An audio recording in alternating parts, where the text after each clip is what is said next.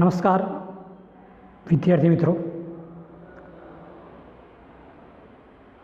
ધોરણ 10 પ્રકરણ 3 ભારતનો સાંસ્કૃતિક વારસો, શિલ્પ અને સ્થાપત્ય.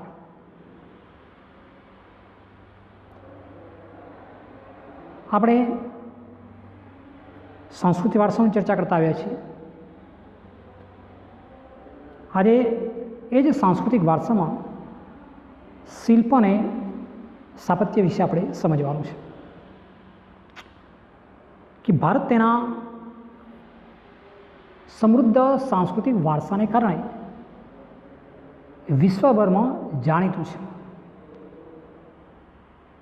એટલે આપણને સમૃદ્ધ સાંસ્કૃતિક વારસો પ્રાપ્ત થયેલો છે અને આ સાંસ્કૃતિક વારસાના કારણે આજે વિશ્વમાં ભારતનું નામ જાણીતું પ્રખ્યાત છે. શિલ્પ અને સ્થાપત્યની વિવિધતાએ ભારતના ઇતિહાસની નવી ઓળખ આપી છે. એટલે શિલ્પ અને સ્થાપત્યની દૃષ્ટિએ આપણે વિવિધતા જે છે, તો આ શિલ્પ અને સ્થાપત્યની વિવિધતાને કારણે ભારતના ઇતિહાસને એક નવી ઓળખ આપી છે. ભારતનું પ્રાચીન સિંધુકાલીન નગર એટલે નગર આયોજન સમકાલીન વિશ્વના નગર આયોજન કરતાં ચડિયાતું હતું. તેની ગૌરવભરી નોંધ લઈ શકાય. એટલે ભારતનું જે પ્રાચીન જે સિંધુકાલીન નગરોનું આયોજન હતું અને હાલના જે વિશ્વના જે સમકાલીન નગર આયોજન કરતાં આપણું ચડિયાતું છે, એની નોંધ આપણે લઈ શકીએ કે પ્રાચીન જે સિંધુકાલીન નગરોની જે સંસ્કૃતિની વાત કરીએ, સમકાલીન જે નગરો છે એના કરતાં સિંધુકાલીન નગર આયોજન ચડિયાતું સાબિત થાય છે. કે પ્રાચીન સમયની અંદર હાલના કરતાં પણ નગર આયોજન સુંદર જોવા મળે છે. એની વિગતે આપણે મુદ્દા સહિત ચર્ચા કરીશું જેમ જેમ આગળ જઈશું. પ્રથમ મુદ્દાની આપણે ચર્ચા કરીશું શિલ્પ છે. શિલ્પ કોને કહેવામાં આવે? કે શિલ્પી પોતાના કૌશલ્ય અને આવડતને છીણી હથોડી વડે વિવિધ પ્રકારના મનના ભાવો પથ્થર, લાકડું કે ધાતુમાં કંડારે તે કલા એટલે શિલ્પકલા. જે શિલ્પી છે એના જે મનના જે વિવિધ ભાવો છે, એ ભાવોને જે વ્યક્ત કરવા છે, તો પોતાની પાસે જે કૌશલ્ય છે, એની પાસે જે આવડત છે, એ કૌશલ્ય અને આવડતને છીણી અને હથોડી વડે એના વિવિધ પ્રકારના મનના ભાવોને પથ્થર, લાકડું કે ધાતુમાં કંડારે છે. અને તે કલા શિલ્પકલા. એટલે શિલ્પીની મનની અંદર જે ભાવો વ્યક્ત થયેલા છે, વિવિધ પ્રકારના જે મનના ભાવો, એ ચાહે પથ્થર પર કોતરીને રજૂ કરે, લાકડા પર કોતરીને રજૂ કરે કે ધાતુની અંદર, એને આપણે શિલ્પકલા કહીએ છીએ.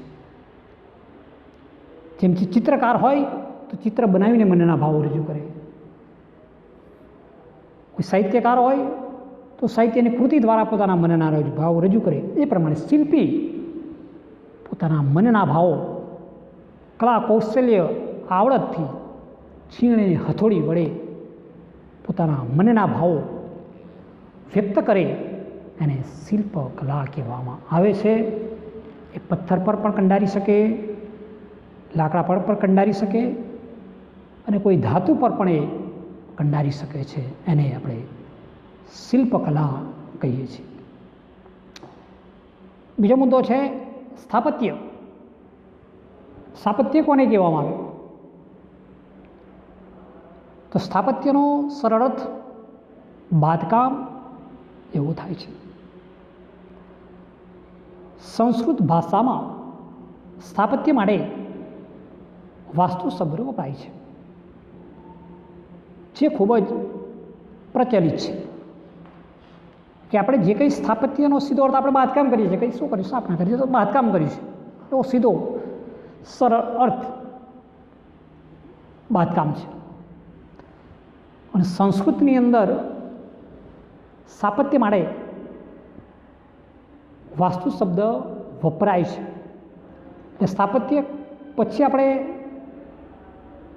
હિન્દુ સંસ્કૃતિ મુજબ આપણે વાસ્તુ જે કહીએ છીએ, વાસ્તુ પૂજન જે કહેવાય, વાસ્તુ શબ્દ વપરાય છે. અને આ ખૂબ જ પ્રચલિત છે. અર્થમાં મકાનો, નગરો, કૂવાઓ, કિલ્લાઓ, મિનારાઓ, મંદિરો, મસ્જિદો, મકબરાઓ વગેરેના બાંધકામને સ્થાપત્ય કહે છે. સ્થાપત્ય કલામાં સ્થપતિનું કૌશલ્ય પ્રયોજાય છે. જે કંઈ આપણે બાંધકામો કરી રહ્યા છીએ, મકાનોનું હોય, નગર હોય, કૂવાઓ, કિલ્લાઓ, મિનારાઓ, મંદિરો, મસ્જિદો વગેરેનું જે બાંધકામ કરીએ છીએ એને સ્થાપત્ય કહેવાય છે. અને સ્થાપત્ય કલાની અંદર સ્થપતિનું કૌશલ્ય પ્રયોજાય છે કે સ્થાપના એટલે બાંધકામ કરેલું છે. બીજામાં આપણે વાસ્તુ તરીકે શબ્દનો પ્રયોગ કરીએ છીએ. એટલે જે કંઈ આપણે બાંધકામ કર્યું છે એ સ્થાપત્ય કલા છે.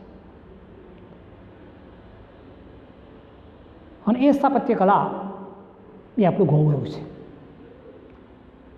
એટલે પ્રાચીન સમયની અંદર શિલ્પ અને સ્થાપત્યનું ખૂબ જ મહત્વ રહેલું છે. જે કંઈ સ્થાપત્ય કર્યું છે ત્યાં આપણે શિલ્પી કામ પણ સુંદર રીતે થયેલું જોવા મળે છે. પ્રાચીનતમ નગરો હોય, કિલ્લાઓ હોય, મંદિરો, મસ્જિદો, મિનારાઓ, નગરો આ એક ગૌરવની બાબત આપણને જોવા મળે છે. એક નવું બાંધકામ કે એનું સ્થાપત્ય કરેલું છે. એટલે શિલ્પ અને સ્થાપત્યની દૃષ્ટિએ આપણી એક ઓળખ રહેલી છે. એ ઓળખ આજે આપણા સાંસ્કૃતિક વારસા દ્વારા એને ગૌરવંતી બનાવી રહ્યા છે. હવે પછીનો મુદ્દો છે આપણો પ્રાચીન ભારતનું નગર આયોજન. કે આપણે જે પ્રાચીન ભારતનું નગર આયોજન કેવું હતું, કેવા પ્રકારની જે વ્યવસ્થા હતી અહીંયા નગર આયોજનમાં આપેલી છે અને આપણે સમજવાનું છે. ભારત પ્રાચીન સમયથી નગર આયોજનમાં નિપુણતા ધરાવે છે. એ જૂના સમયથી, પ્રાચીન સમયથી આપણે નગર આયોજનની અંદર નિપુણ છીએ, એટલે તજજ્ઞ છીએ એમ કહીએ તો ચાલે. નિષ્ણાત, નિપુણતા ધરાવીએ છીએ. પુરાતત્વીય ઉત્ખનન કરતાં આવા ઘણા નગરો મળી આવ્યા છે. પુરાતત્વીય ખાતા દ્વારા જે જગ્યાએ ઉત્ખનન એટલે ખોદકામ જ્યાં કરવામાં આવે ત્યારે ઘણા નગરો આપણને મળી આવ્યા છે. આ નગરોના મુખ્ય 3 વિભાગો પડે છે. એક, શાસક અધિકારીનો ગઢ સિટડલ. 2, અન્ય અધિકારીઓનો આરાસ ધરાવતું ઉપલું નગર. 3, સામાન્ય નગરજનોના આવાસ ધરાવતું નીચલું નગર.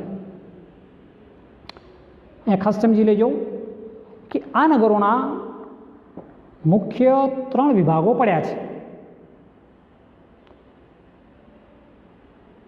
એમાં પહેલામાં છે શાસક અધિકારીઓનો ગઢ એટલે કે સિટડલ. બીજો છે અન્ય અધિકારીઓનો આવાસ ધરાવતું ઉપલું નગર અને સામાન્ય નગરજનોનો આવાસ ધરાવતું નીચલું નગર. આ પ્રમાણે આ નગરોના મુખ્ય 3 વિભાગો પાડેલા છે. એમ આગળ જોઈએ તો શાસક અધિકારીઓનો ગઢ જે ઊંચાઈ પર બાંધવામાં આવ્યો છે, એટલે જે શાસક અધિકારીઓ છે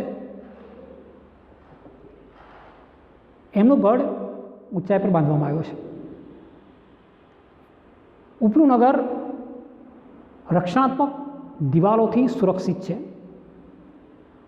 અહીંથી 2 થી 5 ઓરડાવાળા મકાનો મળી આવ્યા છે અને નીચલા નગરના મકાનો મુખ્યત્વે હાથે ઘડેલી ઈંટોના બનાવેલા છે. સિંધુ ખીણની સંસ્કૃતિની પ્રજાએ સ્થાપત્યના ક્ષેત્રે તે સમયની બધી સંસ્કૃતિ કરતાં સુંદર અને વ્યવસ્થિત એવા કેટલાક નગરો વિકસાવ્યા હતા.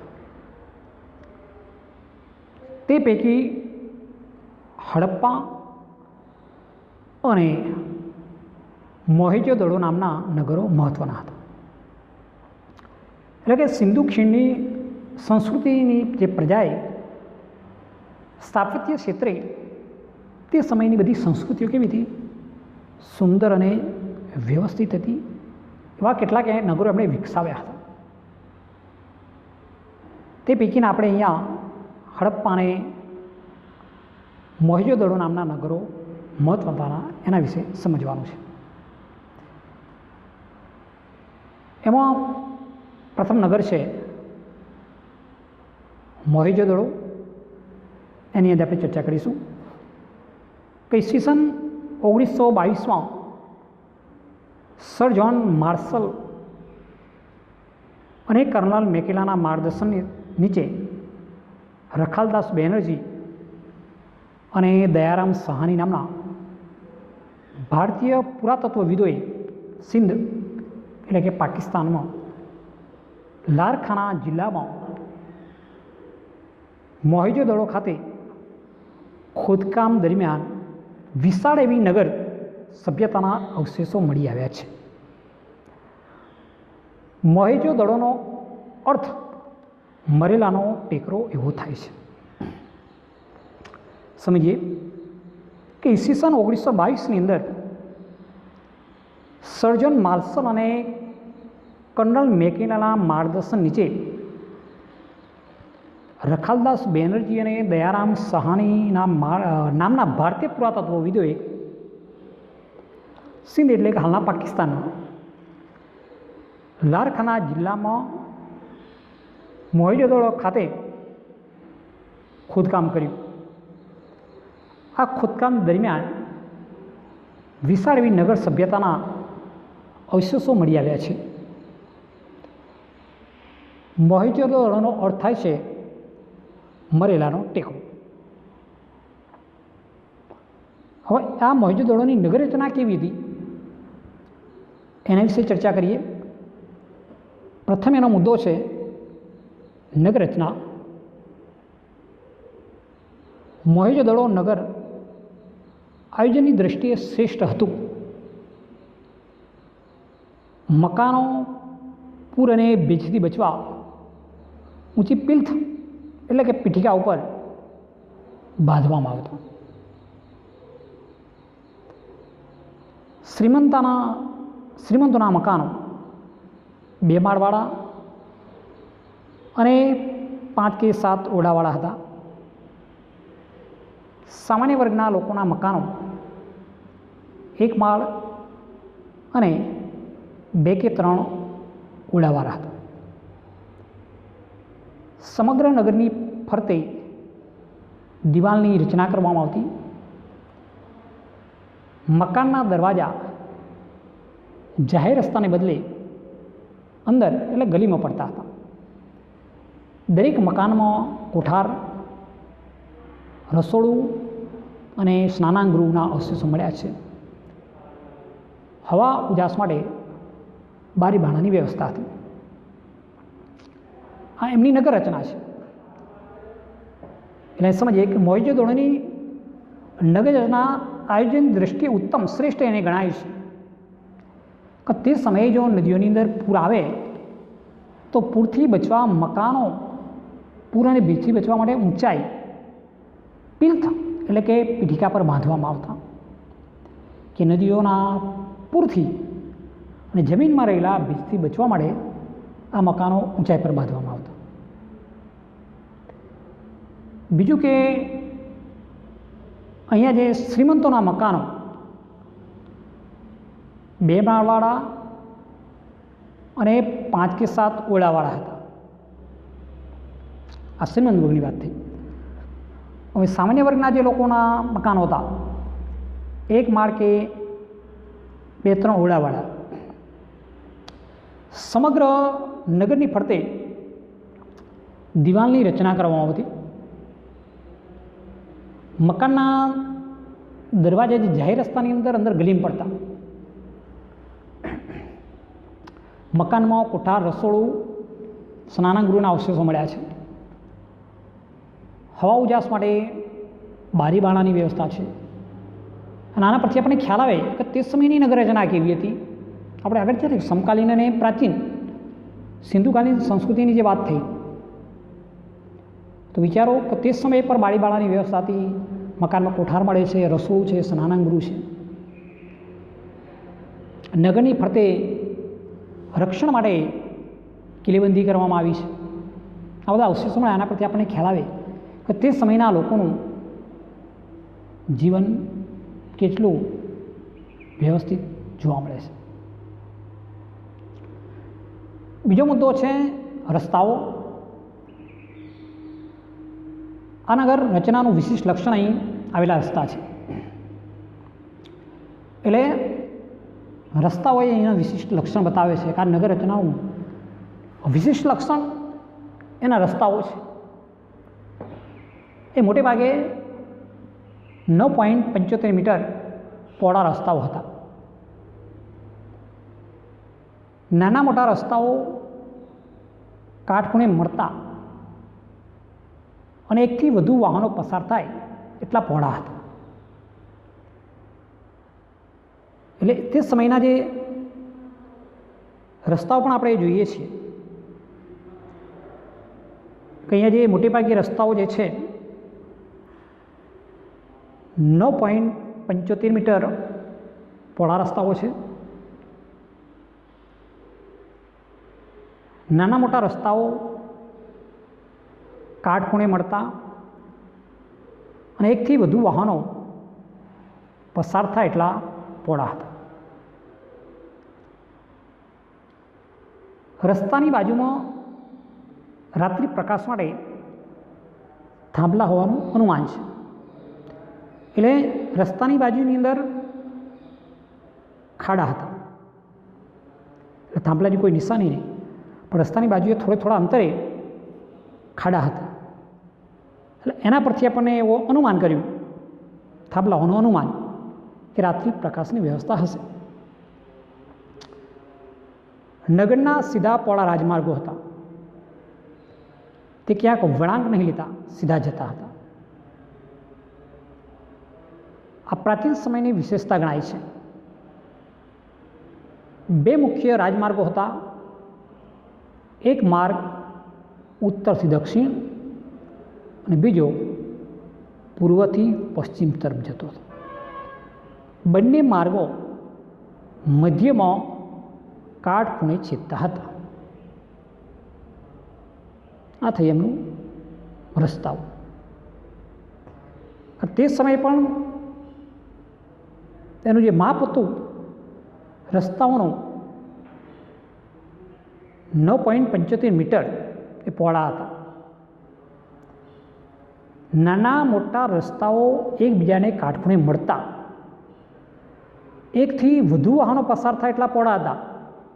તે સમયે આટલા પહોળા રસ્તા, ટ્રાફિકની સમસ્યા તો આપણે હવે ઉદ્ભવી છે, પણ તે સમયે પણ આટલું વ્યવસ્થિત રસ્તાનું આયોજન હતું કે 1 થી વધુ વાહનો પસાર થાય એટલા પહોળા રસ્તા હતા. આ પ્રાચીન સમયની વાત છે. હાલના સમયમાં તો જોઈએ છે આપણે, તો તે સમયની આજના કરતાં ઉત્તમ વ્યવસ્થા હશે એવું આપણને ખ્યાલ આવી શકે.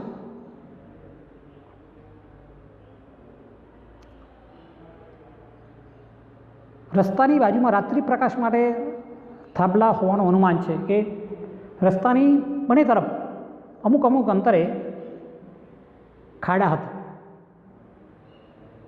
એટલે થાંભલાઓનું અનુમાન થઈ શકે છે.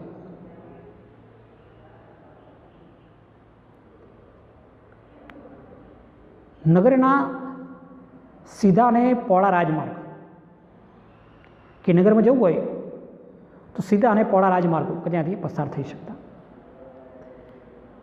તે સમયે કોઈ વળાંક નહીં, સીધા જતા હતા. આ છે પ્રાચીન સમયની જે વિશેષતા છે.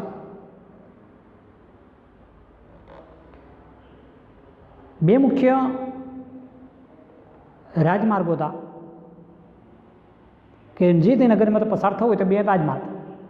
એક રાજમાર્ગ ઉત્તરથી દક્ષિણ તરફ જાય તો બીજો પૂર્વથી પશ્ચિમ તરફ જાય, અને એ બંને માર્ગો મધ્યમાં કાટખૂણે છેદતા હતા. ત્રીજો મુદ્દો છે ગટર યોજના. ગટર યોજના એટલે આ નગરનું વિશેષ લક્ષણ ગટર યોજના છે. આવી ગટર યોજના સમકાલીન સભ્યતાઓમાં ભૂમધ્ય સમુદ્રના કીટ ટાપુ સિવાય ક્યાંય જોવા મળતી નથી. નગરમાંથી ગંદા પાણીના નિકાલ માટે ગટર બનાવવામાં આવી હતી. દરેક મકાનમાં એક ખાડકો હતો. આવી સુવ્યવસ્થિત ગટર યોજના પરથી લાગે છે કે તે સમયે સુધરાય જેવી કોઈ કાર્યક્ષમ વ્યવસ્થા હશે. તેથી જ કહી શકાય કે તેઓ સ્વચ્છતા તેમજ આરોગ્યના ઊંચા ખ્યાલો ધરાવતા હશે. સમકાલીન સભ્યતાની વાત કરીએ આપણે ગટર યોજનાની અંદર, તો ભૂમધ્ય સમુદ્રના કીટ ટાપુ સિવાય ક્યાંય આવી ગટર યોજના જોવા મળતી નથી. નગરમાંથી ગંદા પાણીના નિકાલ માટે ગટર બનાવવામાં આવતી. દરેક મકાનમાં એક ખાડકો હતો, અને આ ખાડકોની એવી વ્યવસ્થા કે બધું પાણી સીધું ગટરમાં વહી જાય. આવી સુવ્યવસ્થિત ગટર યોજના પરથી લાગે કે તે સમયે સુધરાય જેવી કોઈ કાર્યક્ષમતા વ્યવસ્થા હશે, અને તે લોકો સ્વચ્છતા અને આરોગ્યના ઊંચા ખ્યાલો ધરાવતા હશે, એવું આપણે કહી શકીએ આ ગટર યોજના પરથી. એટલે આવી પ્રાચીન સમયમાં જે રસ્તાઓ ગટર યોજના બધું પ્રાચીન સમયમાં હતું, તો આપણને એવું થાય કે પછી આવી શુદ્ધ અત્યારે કેમ?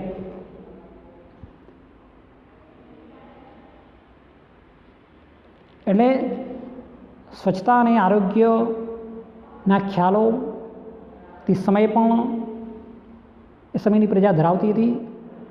સુધરાઈ જેવી કાર્યક્ષમ વ્યવસ્થા પહેલાં હશે, તો સુધરાઈ નશામાં જે સ્થાનિક સ્વરાજ્યની સંસ્થાઓની વાત આવી, પણ તે પહેલાં પણ આવી વ્યવસ્થા હશે, જેના કારણે આવું સુંદર નગર આયોજન આપણને જોવા મળે છે.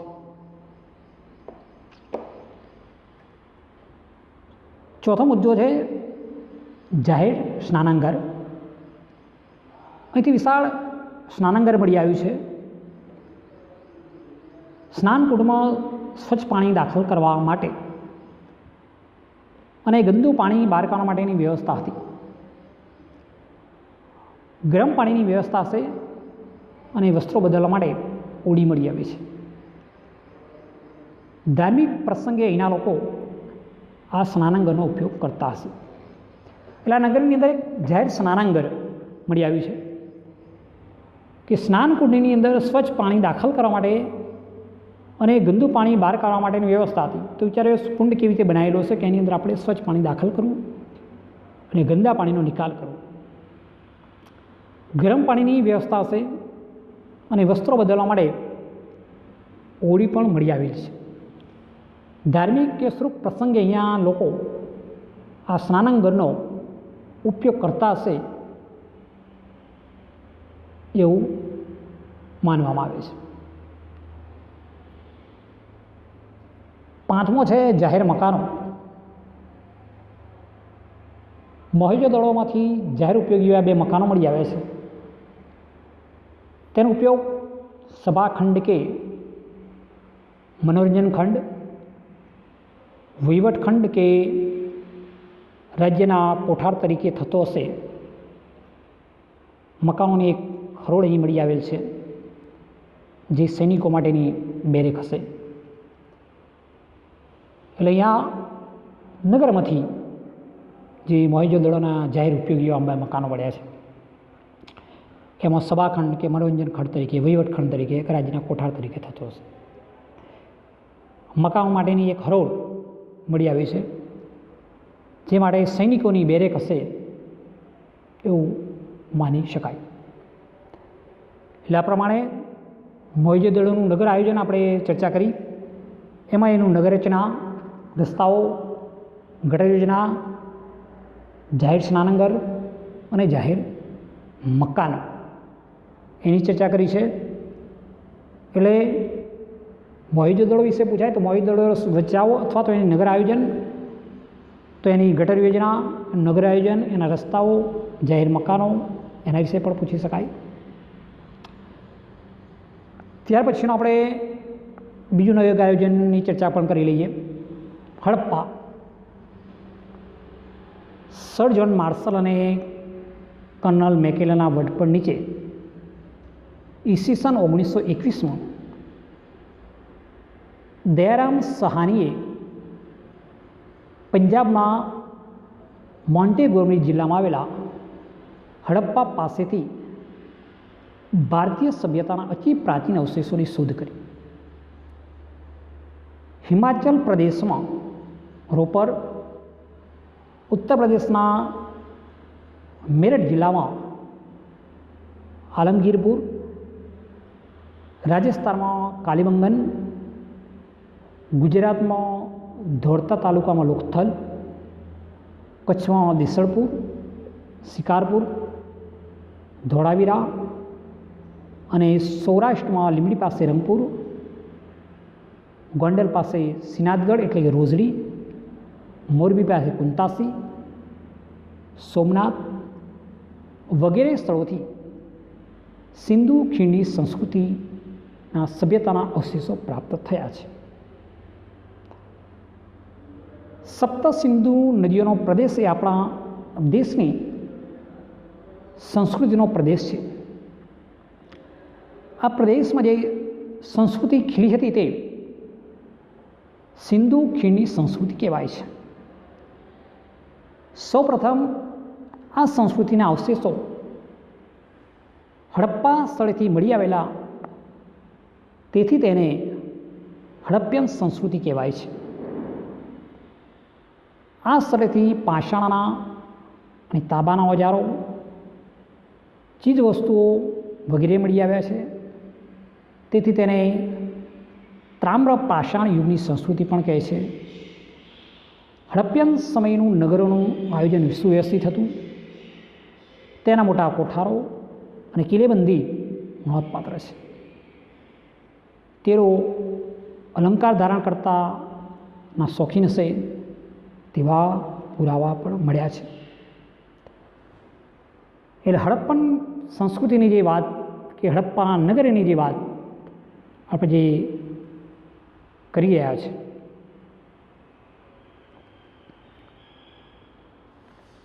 કે એમાં સિંધુ ખીણની સંસ્કૃતિ જે સપ્ત સિંધુની જે વાત કરી કે આપણા દેશની સંસ્કૃતિનો પ્રદેશ, તે સંસ્કૃતિ ખીલી અને સિંધુ ખીણની સંસ્કૃતિ કહેવાય છે.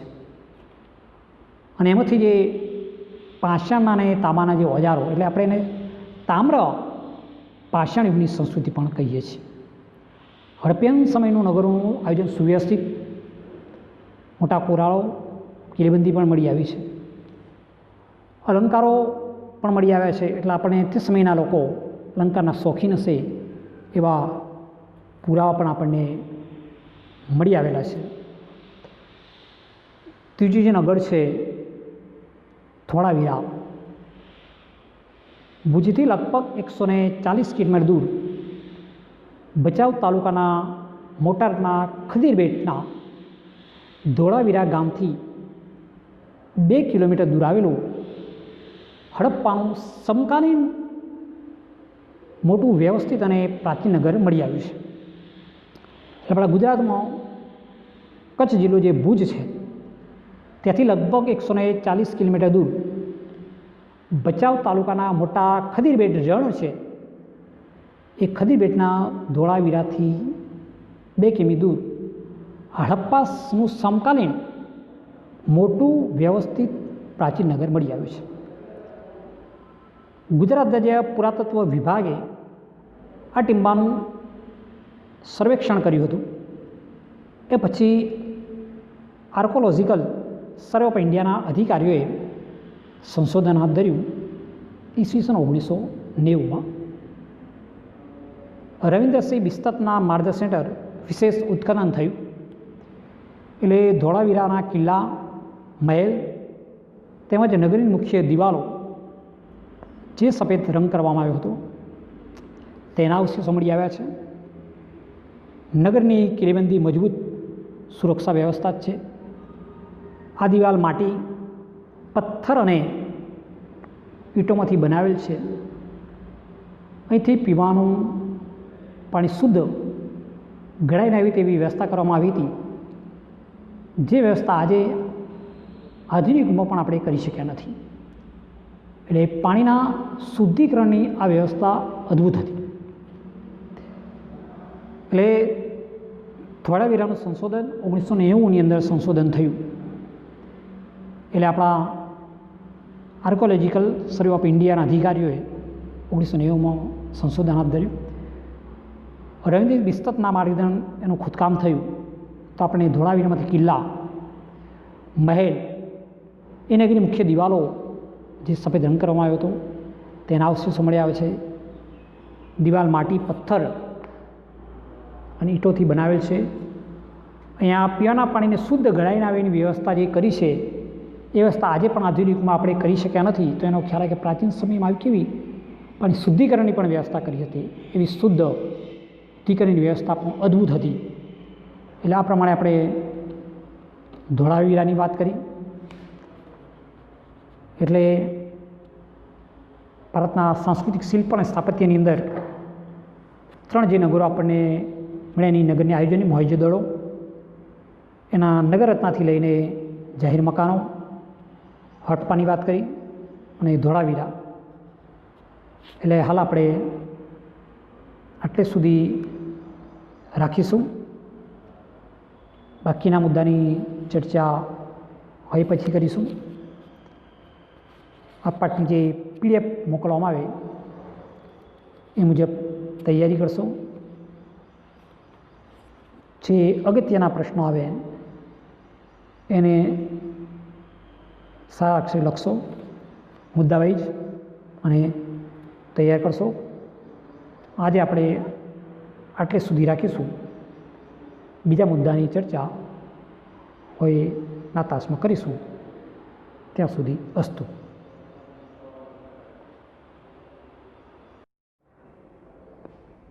નમસ્કાર મિત્રો.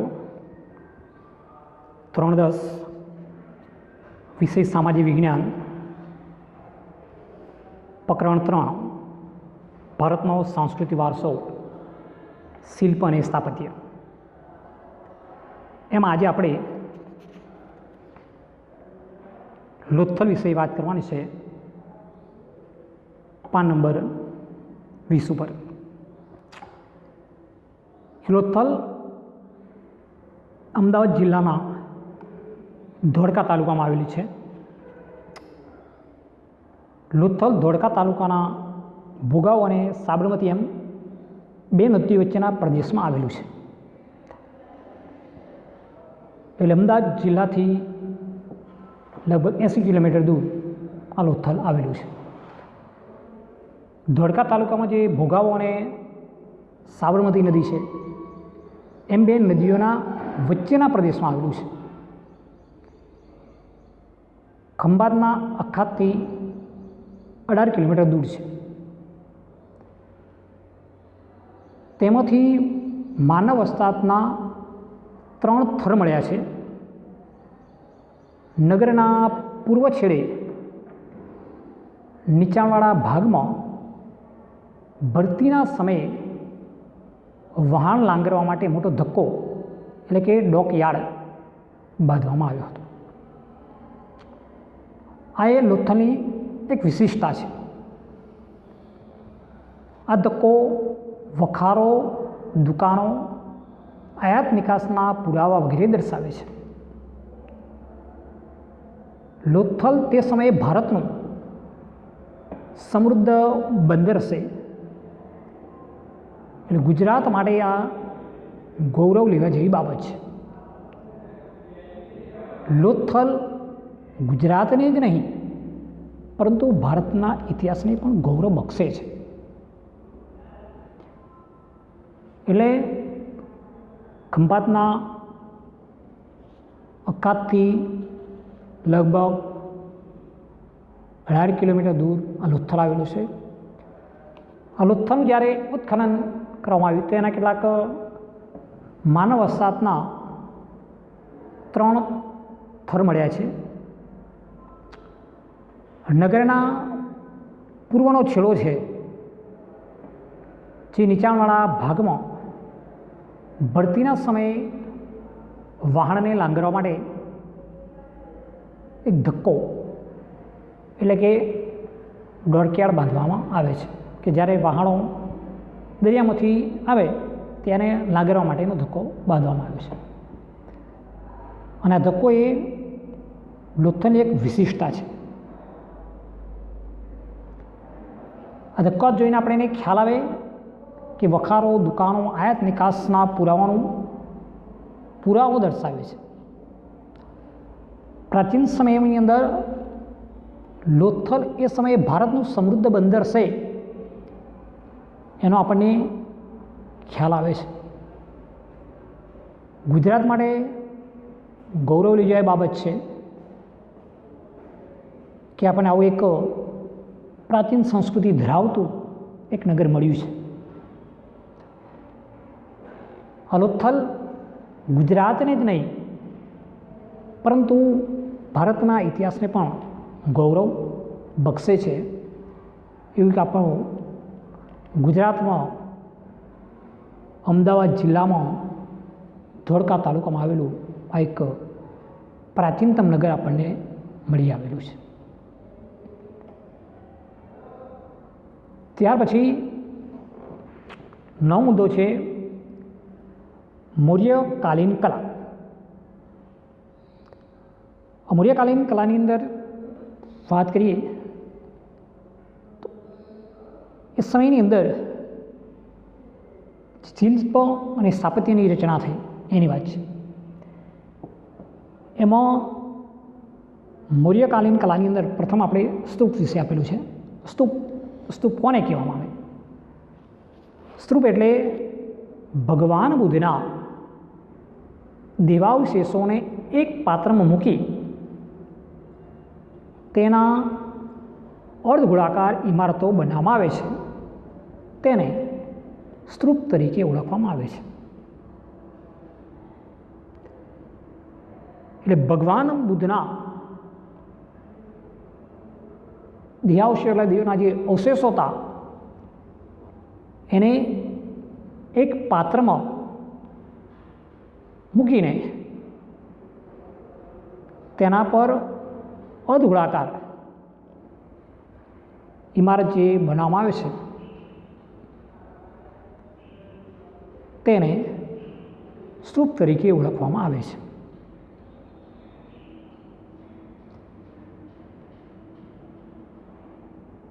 અશોકના સમયમાં 5 સ્તૂપો જાણીતા છે. એક સાંચીનો સ્તૂપ, 2 સારનાથનો સ્તૂપ, 3 બેરતનો સ્તૂપ, 4 નંદનગણનો સ્તૂપ અને 5 ગુજરાતમાં દેવની મોરીનો સ્તૂપ. એટલે અશોકના સમયની અંદર જે 5 જે સ્તૂપો છે એ જાણીતા છે. સ્તૂપો ઉપરાંત ચૈત્યો, વિહારો, મઠો પણ બનાવવામાં આવ્યા છે. સમ્રાટ અશોકનો સમય બૌદ્ધ ધર્મની જાહો જલાલીનો અને શિલ્પ સ્થાપત્યનો યુગ હતો. એટલે અશોકનો સમય એ બૌદ્ધ ધર્મની જાહો જલાલી હતી. એ સમય ખૂબ જ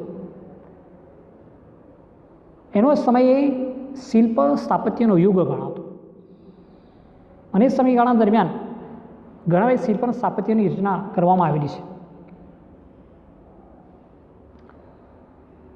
સ્થાપત્યના ક્ષેત્રે બૌદ્ધ ધર્મે ગુફા વિહારો, ચૈત્યો એટલે કે ઉપાસના ગૃહ અને સ્તૂપોની ભેટ આપી છે.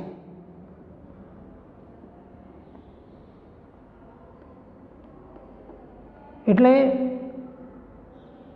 અશોકના સમય દરમિયાન જે સ્થાપત્ય ક્ષેત્રે કામગીરી થઈ એમાં બૌદ્ધ ધર્મે જે ગુફાઓનું બાંધકામ કર્યું, ઉપાસના ગૃહોના સ્તૂપોની જે ભેટ મળેલી છે એ બૌદ્ધ ધર્મની મળેલી છે અને એ અશોકના સમયની છે. એનો જે સમયગાળો આવ્યો શિલ્પ સ્થાપત્યનો સમયગાળો. એની અંદર આપણે જોઈએ તો સાંચીનો સ્તૂપ મૌર્ય યુગમાં રચાયેલ સાંચીનો સ્તૂપ મધ્યપ્રદેશમાં આવેલો છે. સાંચીનો અસલ સ્તૂપ ઈંટોનો બનાવેલો હતો. તે હાલના સ્તૂપ કરતાં કદમાં અડધો હતો. આ બૌદ્ધ સ્તૂપ સ્થાપત્ય કલાનો અમૂલ્ય નમૂનો છે. તો સાંચીનો સ્તૂપ એ મધ્યપ્રદેશમાં આવેલો છે. જેનો જે અસલ સ્તૂપ હતો એ ઈંટોનો બનાવેલો હતો. હાલના સ્તૂપ કરતાં એ અડધો હતો. આ સાંચીનો સ્તૂપ એ સ્થાપત્ય કલાનો અમૂલ્ય નમૂનો છે. એટલે મૂલ્યકાલીન સમયગાળા દરમિયાન સ્તૂપ શિલ્પ સ્થાપત્ય જોવા મળે છે. હવે આપણે સ્તૂપ વિશેની કેટલીક માહિતી જોઈએ. એમાં હર્મિકા સ્તૂપના અંડાકાર ભાગની ટોચની ચારે બાજુએ આવેલી રેલિંગ એટલે કે વાડને હર્મિકા કહે છે. તે સમગ્ર સ્તૂપને આવરી લે છે. મેધી સ્તૂપની ચારે બાજુએ ઊંચા રચાયેલા ગોળાકાર રસ્તાને મેધી કહે છે. તેનો ઉપયોગ સ્તૂપની આસપાસ પ્રદક્ષિણા કરવા માટે આવે છે. પ્રદક્ષિણા પથ મંદિર અથવા પૂજાના સ્થળોએ આવેલા ગોળાકાર રસ્તાને પ્રદક્ષિણા પથ કહે છે. હંમેશા પવિત્ર સ્થળ જમણી બાજુએ રહે તે રીતે સ્થળની પ્રદક્ષિણા કરવામાં આવે છે. તોરણ એટલે કે બે સ્તંભ ઉપર સીધા પાટલા કે કમાનના આકારે પથ્થર આડા પાડી કરવામાં આવેલું સુંદર સ્થાપત્ય. તોરણની અંદર થઈને શ્રદ્ધાળુઓ જન સમુદાય પ્રવેશે છે. એટલે આ પ્રમાણે સ્તૂપની માહિતી મળી. હર્મિકા કોને કહેવાય, મેધી કોને કહેવાય, પ્રદક્ષિણા પથ અને તોરણ. આ મુજબ સ્તૂપની માહિતી જોઈ. હવે સ્તંભલેખો. સ્તંભલેખો એક જ શિલામાંથી બનાવેલા હતા. સમ્રાટ અશોકના ધર્માંગનાઓએ કોતરેલા સ્તંભલેખો શિલ્પકલાના ઉત્તમ નમૂના છે.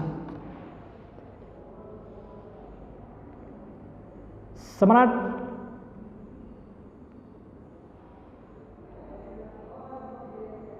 અશોકે એના ધર્માંગનાઓએ કોતરાવેલા સ્તંભલેખો એ શિલ્પ કલાના ઉત્તમ એક શ્રેષ્ઠ નમૂના છે. સમય એટલે કે એક જ શિલામાંથી બનાવેલા, એક જ પથ્થરમાંથી કોતરીને ઘસી ઘસીને ચળકાટ આપવામાં આવતો હતો. આવા સ્તંભો અંબાલા, મેરઠ, અલ્હાબાદ, બિહારમાં લુરિયા પાસે નંદનગઢ, સાંચી, કાશી, પટના અને બુદ્ધ ગયાના બોધિ વૃક્ષ પાસે ઊભા કરવામાં આવેલા હતા, જે બ્રાહ્મ્ય લિપિમાં કોતરેલા હતા. એટલે સ્તંભ લેખો જે કોતરેલા છે બ્રાહ્મ્ય લિપિમાં કોતરેલા છે. એક જ પથ્થરને કોતરીને ઘસીને ચળકાટથી બનાવવામાં આવતા હતા. અને આ જે સ્તંભ લેખન જે કરવામાં આવ્યું એ બ્રાહ્મ્ય લિપિમાં કરવામાં હતું. એટલે આવા સ્તંભો જોઈએ તો અંબાલા, મેરઠ, અલ્હાબાદ, બિહાર, કાશી, સાંચી, બુદ્ધ ગયાના બોધિ વૃક્ષ પાસે ઊભા કરવામાં આવેલા છે. અને એ બ્રાહ્મી લિપિમાં કોતરેલા છે. એટલે બૌદ્ધ ધર્મની જે પ્રચાર પ્રચારનો ઉપદેશ એ બ્રાહ્મી લિપિમાં હતો એવું કહેવાય છે. ત્યાર પછી છે સારનાથનો સ્તંભ. ભારતની શિલ્પકલાનો શ્રેષ્ઠ નમૂનો છે. આ સ્તંભની ટોચ ઉપર પરસ્પર અડીને ઊભેલા 4 સિંહોની આકૃતિ છે. સારનાથ ભગવાન બુદ્ધના ઉપદેશનું સ્થાન હોવાથી સિંહોની નીચે 4 બાજુ 4 ધર્મચક્રો અંકિત કર્યા છે. એ ચક્ર ધર્મનો વિજય બતાવતું હોવાથી ધર્મચક્ર કહેવાય છે. ફરીવાર થોડું સમજીએ કે સારનાથ સ્તંભ વિશે, કે ભારતની શિલ્પકલાનો શ્રેષ્ઠ નમૂનો છે. કયો? તો સારનાથનો સ્તંભ. સ્તંભની ટોચ ઉપર પરસ્પર અડીને ઊભેલા 4 સિંહોની આકૃતિ છે. સારનાથ ભગવાન બુદ્ધના ઉપદેશનું સ્થાન હોવાથી, એટલે ભગવાન બુદ્ધે સારનાથથી ઉપદેશ આપ્યો હોય, શું ઉપદેશ આપ્યો હતો, એટલે આ સ્થાન હોવાથી સિંહો નીચે 4 બાજુ 4 ધર્મચક્રો અંકિત કર્યા છે. એ ચક્ર ધર્મનો વિજય બતાવતું હોવાથી ધર્મચક્ર કહેવાય છે. આ ઉપરાંત હાથી, ઘોડો કે બળદની શિલ્પકૃતિઓ છે. પ્રજાસત્તાક ભારતના રાષ્ટ્રધ્વજમાં આ ચક્રને સ્થાન આપવામાં આવ્યું છે. અને 4 સિંહોની આકૃતિને ભારતના રાષ્ટ્રીય ચિહ્ન તરીકે સ્થાન આપવામાં આવ્યું છે. દુનિયાની સર્વોત્તમ શિલ્પકૃતિ પૈકીનો આ એક ઉત્તમ નમૂનો ગણાય છે.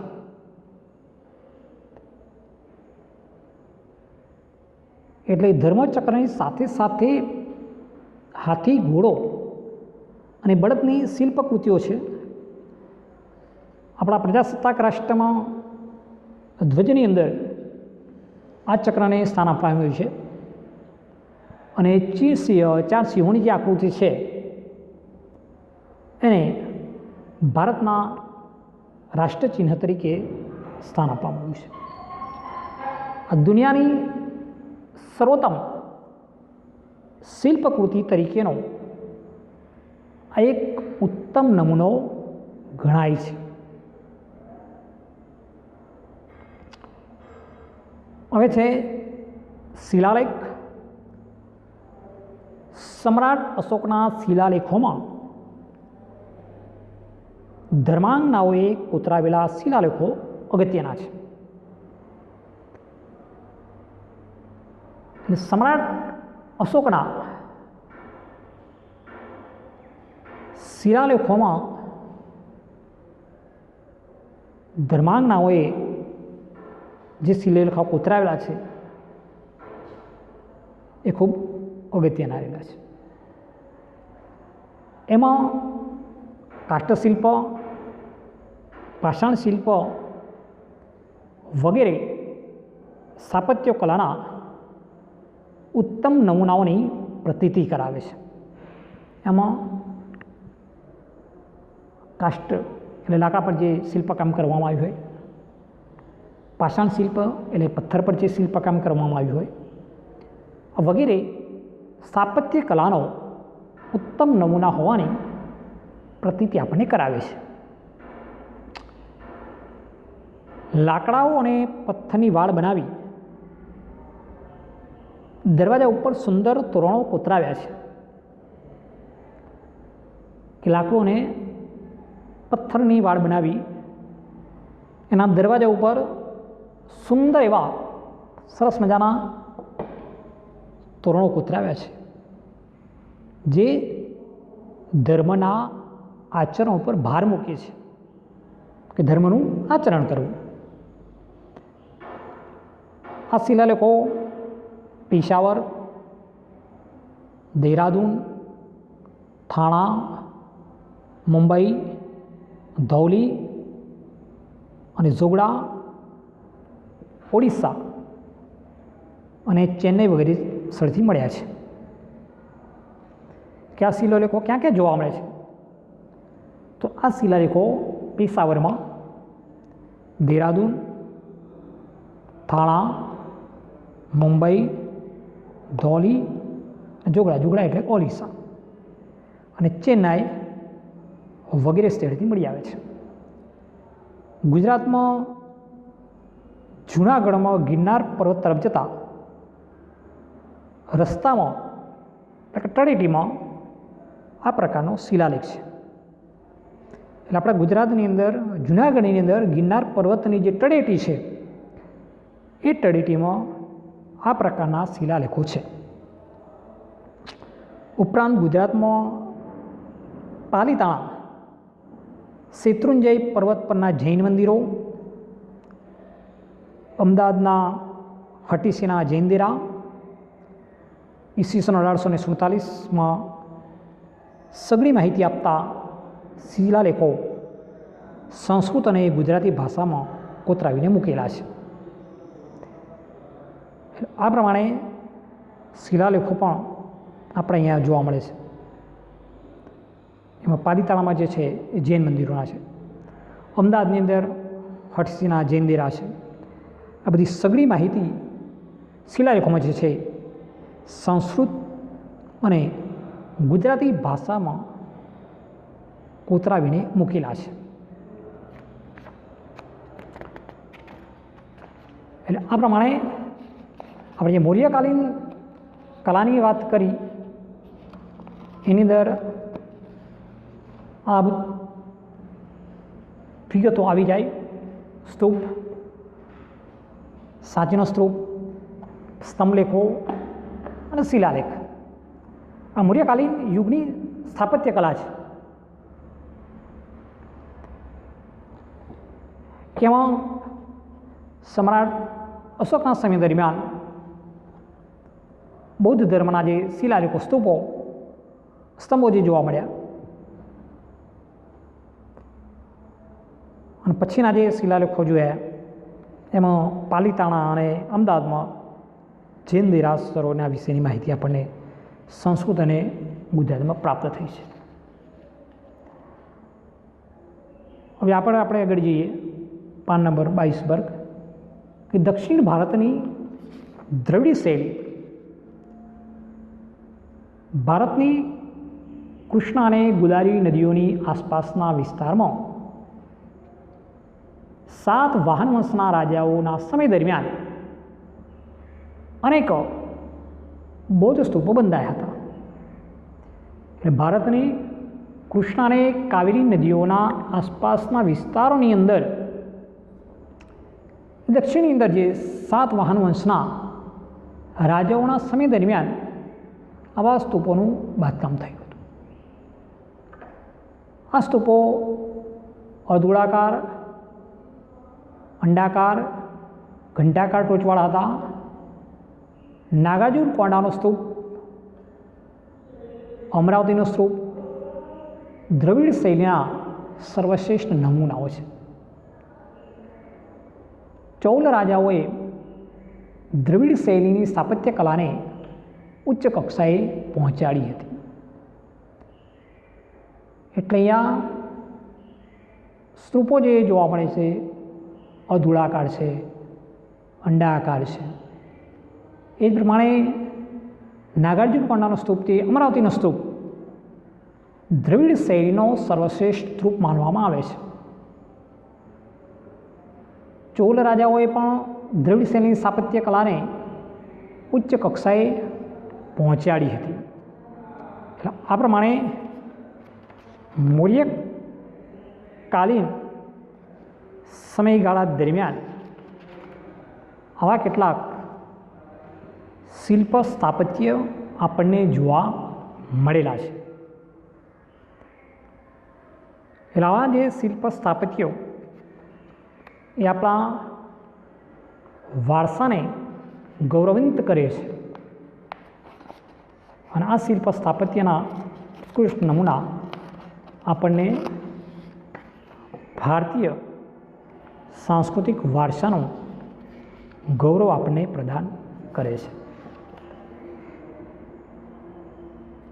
હવે આપણે આગળના મુદ્દામાં જઈએ. ગુપ્તકાલીન કલા. ગુપ્ત યુગમાં શિલ્પ, સ્થાપત્ય, ચિત્ર, નૃત્ય, સંગીત વગેરેનો શ્રેષ્ઠ વિકાસ થયો હતો. જબલપુરનું એટલે કે નીનાવા પાર્વતી મંદિર, ભૂમરા એટલે કે નાગોડાનું શિવ મંદિર, ઈરણ એટલે મધ્યપ્રદેશનું નૃસિંહ મંદિર, જામનગરનું ગોપ મંદિર, સ્તૂપો, ચૈત્યો, મઠો, વિહારો, ધ્વજ, સ્તંભો વગેરે ગુપ્ત યુગની કલાઓના નમૂના છે. ઉપરાંત શિલ્પ કલામાં સારનાથની બુદ્ધ પ્રતિમાઓ, મથુરાની વિષ્ણુ પ્રતિમા અને માર સ્વામીની પ્રતિમા, ઉદયગીરીની ગુફાની વિષ્ણુ વરાહ સ્વરૂપની પ્રતિમા વગેરે ભારતીય ગુપ્તકાલીન કલાના સર્વોત્તમ નમૂના લીધે ગુપ્ત યુગને કલાનો શિવમણ યુગ કહેવામાં આવે છે. આ સમજી લેજો. પ્રશ્ન આવે છે કે ગુપ્તકાલીન કલાને અથવા તો ગુપ્તયુગ કલાને સુવર્ણયુગ શા માટે કહેવામાં આવે છે? તો ગુપ્ત યુગીન કાલીન દરમિયાન શિલ્પ, સ્થાપત્ય, ચિત્ર, નૃત્ય, સંગીત વગેરે ક્ષેત્રે આપણો શ્રેષ્ઠ વિકાસ થયો હતો. એ સમયગાળા દરમિયાન આપણને મળેલા પાર્વતી મંદિર હોય, શિવરાનું મંદિર હોય, શિવ મંદિર ભૂમરાનું, નૃસિંહ મંદિર હોય કે જામનગર ગોપ મંદિર હોય, સ્તૂપો, ચૈત્યો, મઠો, વિહારો, ધ્વજ, સ્તંભો વગેરે ગુપ્ત યુગની કલાઓના નમૂના છે. એ સિવાય આપણને જે શિલ્પ સ્થાપત્યની અંદર શિલ્પકલામાં જોઈએ તો સારનાથની પ્રતિમાઓ, મથુરાની વિષ્ણુ પ્રતિમા, મહાવીર સ્વામીની પ્રતિમા, ઉદયગીરીની ગુફા, વિષ્ણુ વરાહ સ્વરૂપની પ્રતિમા વગેરે ભારતીય ગુપ્તકાલીન કલાના સર્વોત્તમ નમૂનાઓને લીધે ગુપ્ત યુગને કલાનો સુવર્ણ યુગ કહેવામાં આવે છે. આ મુદ્દો બરાબર સમજી આપણે લખી દેવાનો. ત્યાર પછી છે ગુફા સ્થાપત્ય એટલે કે ગુફાઓ ભારત વર્ષના જે ગુફા સ્થાપત્યોમાં મનુષ્યકૃત સૌંદર્ય ધામો ગણાય છે. એટલે ભારતની અંદર જે ગુફા સ્થાપત્યો થયા એ મનુષ્ય બનાવેલા સૌંદર્યના ધામો ગણાય છે. ઔરંગાબાદ પાસે આવેલ અજંતા ઇલોરાની ગુફાઓ, મુંબઈ પાસેની એલિફન્ટાની ગુફાઓ, ઓડિશામાં ભુવનેશ્વરની પશ્ચિમે ઉદયગીરી, ખંડગીરી ગુફાઓ, મધ્યપ્રદેશની બાગની ગુફાઓ ગુપ્તકાલીન ગુફા સ્થાપત્યના પ્રસિદ્ધ નમૂનાઓ છે. ગુજરાતમાં ખંભાલીલા ગોંડલ, ઢાંગ રાજકોટ, જુનાગઢ ખાતે 3 ગુફા સમૂહ, તળાજા, સાણા વગેરે સ્થળે ગુફાઓ મળી આવી છે. અશોકના ગુફાલેખો ગયાથી 16 માઇલ દૂર આવેલા બરબનના પહાડની 3 ગુફાઓની દિવાલ પર કોતરેલા છે. તેમાં સમ્રાટ અશોકે આજીવન કરેલા દાન કાર્યોની વિગતો છે. આસામની દાર્જિલિંગની ગુફા, બિહારની સુદામા અને સીતાની ગુફા વગેરે પ્રખ્યાત ગુફા સ્થાપત્ય છે. અજંતા ઇલોરાની અને એલિફન્ટાની ગુફાઓ વિશે પ્રકરણ 6 ની અંદર આપણે ચર્ચા કરવાની છે. એટલે માત્ર એની કોઈ નહીં, પ્રકરણ 6 ની અંદર એની આગળ ચર્ચા આવે છે. આપણું જે ગુફા સ્થાપત્ય એ સૌંદર્યના ધામ તરીકે વિકાસ પામેલું છે. એમાં જુદી જુદી જગ્યાએ ગુફાઓ આવેલી છે. ગુપ્તકાલીન ગુફા સ્થાપત્યના પ્રસિદ્ધ નમૂના છે.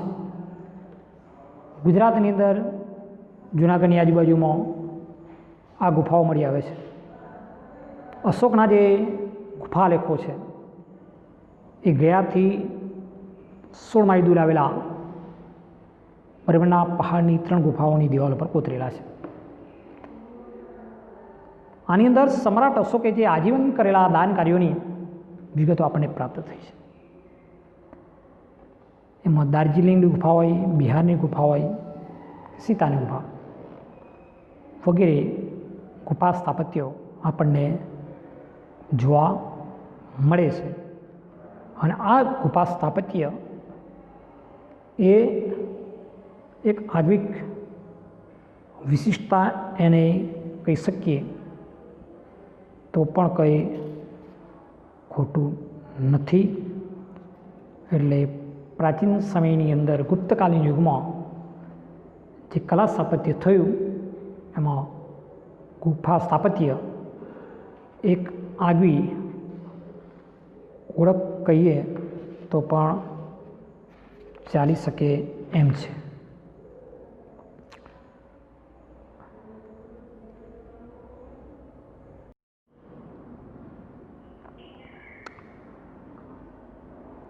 હવે આપણે ગુજરાતની ગુફાઓ વિશે ચર્ચા કરી લઈએ. એમાં જૂનાગઢ ગુફાઓ. જૂનાગઢમાં 3 ગુફા સમૂહ આવેલા છે. એમાં એક બાવા પ્યારાનો ગુફા સમૂહ. આ ગુફા બાવા પ્યારાના મઠ પાસે આવેલ છે. આ ગુફાઓ 3 હારમાં અને પરસ્પર કાટખૂણે જોડતી પથરાયેલી છે. પહેલી હારમાં 4, બીજીમાં 7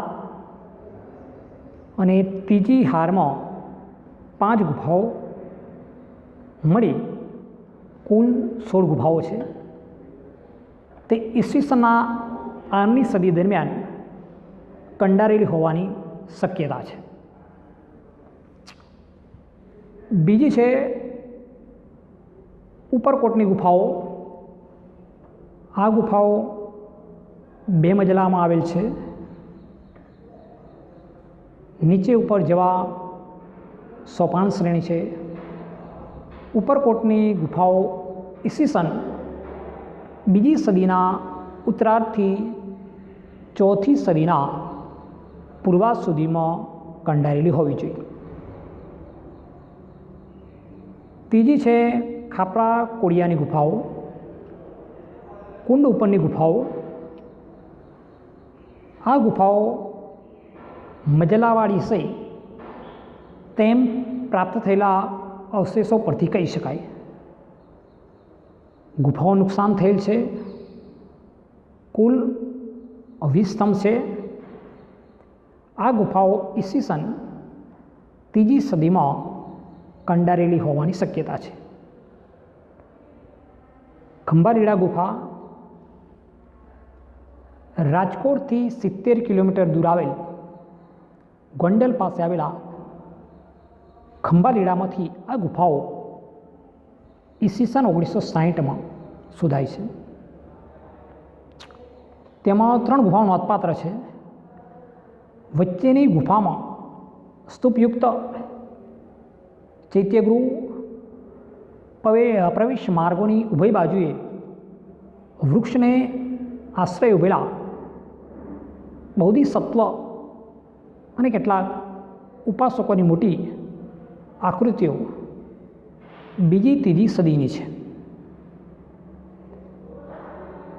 તળાજા ગુફા શેત્રુંજી નદીના મુખ પાસે ભાવનગર જિલ્લામાં તળાજાનો ડુંગર આવેલો છે. તે તાલધ્વજગીરી તીર્થધામ તરીકે પ્રખ્યાત છે. પથ્થરો કોતરીને 30 ગુફાઓની રચના કરવામાં આવી છે. આ ગુફાઓની સ્થાપત્ય કલામાં વિશાળ દરવાજો આવેલો છે. એભલ મંડપ એટલે કે સભાખંડ અને ચૈત્યગૃહ સુરક્ષિત અને શિલ્પ સ્થાપત્યની દૃષ્ટિએ ઉત્કૃષ્ટ છે. બૌદ્ધ ધર્મના સ્થાપત્યોની આ ગુફાઓ ઈસવીસન 3જી સદીની છે. ચોથું છે શાણ ગુફા. ગીર સોમનાથ જિલ્લાના ઉના તાલુકાના વાંકિયા ગામ પાસે રૂપેણ નદી ઉપર સાણાના ડુંગર ઉપર આ ગુફા આવેલી છે. સાણા ડુંગર ઉપર મધપુડાની જેમ 62 જેટલી ગુફાઓ પથરાયેલી છે. 5મી છે ઢાંગ ગુફા. રાજકોટ જિલ્લામાં ઉપલેટા તાલુકાના ઢાંક ગામમાં ઢંકગીરી આવેલો છે. ઢાંકની ગુફાઓ 4થી સદીના પૂર્વાર્ધની હોવાનું મનાય છે. 6ઠ્ઠી છે ઝિંઝુરીજર. ઢાંકની પશ્ચિમે 7 કિમીના અંતરે સિદ્ધસર પાસેની ઝિંઝુ રિજનની ખીણમાં કેટલીક બુદ્ધ ગુફાઓ આવેલી છે. ઈસવીસન 1લી અને 2જી સદીની હોય તેમ મનાય છે. 7 છે કચ્છની ખાપરા કોડિયાની ગુફાઓ. કચ્છના લખપત તાલુકામાં જૂના પાટગઢ પાસેના પહાડમાં આ ગુફાઓ આવેલી છે. કુલ 2 ગુફાઓ ઈસવીસન 1967માં આ ગુફાઓ કિકાસ શાસ્ત્રીએ શોધી કાઢી છે. 8મી છે કડિયા ડુંગર ગુફા. ભરૂચ જિલ્લાના ઝઘડિયા તાલુકામાં કડિયા ડુંગરની 3 ગુફા આવેલી છે. એ બૌદ્ધ ધર્મની પ્રાચીન સ્થાપત્ય કલાનો ઉત્તમ નમૂનો છે. અહીં ગુફા સ્થાપત્ય બેનમૂન છે. એક જ પથ્થરમાં કંડારેલો 11 ફૂટ ઊંચો એક કસ્સી સ્તંભ છે. સ્તંભના શિરોભાગે 2 શરીરવાળી અને 1 મુખવાળી સિંહાકૃતિ છે. એટલે આ પ્રમાણે ગુજરાતની અંદર અલગ અલગ પ્રકારની ગુફા જોવા મળી. એટલે ગુફા સ્થાપત્ય જોયું છે. એમાં અલગ અલગ જગ્યાએ અલગ અલગ પ્રકારની ગુફા સ્થાપત્ય આપણને જોવા મળેલું છે. એટલે ગુફા સ્થાપત્યની અંદર આપણે ગુફા સ્થાપત્ય અને ગુજરાતની ગુફાઓની ચર્ચા કરી અને એ પ્રમાણે આપણે એની તૈયારી કરીશું. હવે પછીના મુદ્દાની ચર્ચા નેક્સ્ટ ક્લાસમાં કરીશું. ત્યાં સુધી આપણે રજા લઈ અસ્તુ.